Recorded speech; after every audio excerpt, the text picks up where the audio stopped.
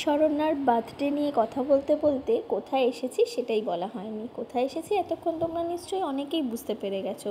চলে এসেছি কালীঘাট মন্দিরে। তবে কালীঘাট মন্দিরে আসার আগে আমরা নকুলেশ্বর মন্দিরে বাবার মাথায় জল ঢেলে তারপরে এলাম মায়ের দর্শনে।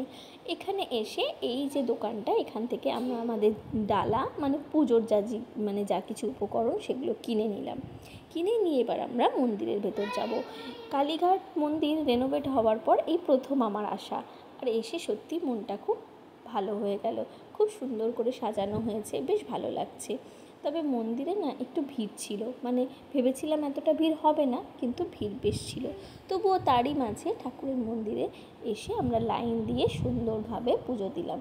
আর পুজো দেওয়ার সময় যখন মায়ের মূর্তি দর্শন করলাম, বেশিক্ষণ তো দর্শন করতে পারি না, অনেক মানুষজন আছে তারাও দেখবে, হয়তো 3-4 সেকেন্ডের জন্য মায়ের মূর্তিটা দেখছিলাম, মূর্তি দর্শন করছিলাম। তো সেইটুকু সময় শরীরের মধ্যে যেন একটা শিহরণ মানে চলে গেল। আর এমনি ভিডিওতে ইউটিউবে আমরা ফটো দেখি, মায়ের ভিডিও দেখি, সেখানেও একটা অদ্ভুত ভালো লাগা, একটা তৃপ্তি কাজ করে, কিন্তু সেই তৃপ্তির সঙ্গে এই নিজের চোখে সামনাসামনি দেখার তৃপ্তি একটা আলাদা রকমই অভিজ্ঞতা।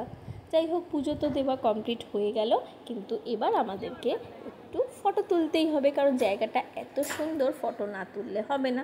তাই আগে এসে একটু ফটো তুলে নিলাম। ফটো তুলে, আর এই দেখো আমাদের দুষ্টুমি, ঠিক কীরকম দুষ্টুমি করছিল, বাপরে বাপ।